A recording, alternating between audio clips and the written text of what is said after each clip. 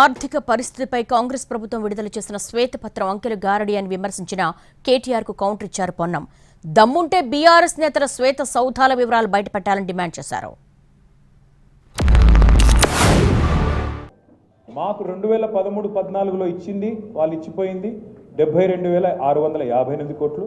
వాళ్ళు ఇచ్చిన శ్వేతపత్రం ప్రకారమే ఎఫ్ఆర్బిఎం పరిమితి లోపల మేము రాష్ట్ర ప్రభుత్వం తెచ్చిన అప్పులు 3,89,673 కోట్లు. అంటే మా ప్రభుత్వం గత 9.5 ఏళ్లలో చేసిన అప్పు ఎఫ్ఆర్బిఎం పరిమితి లోపల ఎంత అంటే 389 మైనస్ 72,658 తీసుకుంటే 3,17,015 కోట్లు మాత్రమే.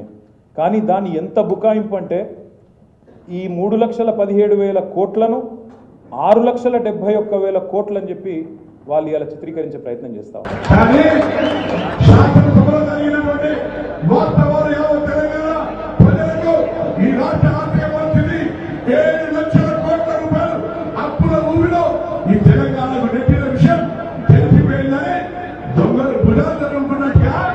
నిన్న కేటీ రామారావు గారు శ్వేతపత్రం అంటే చెమట పత్రం అంటే వాళ్ళది మేము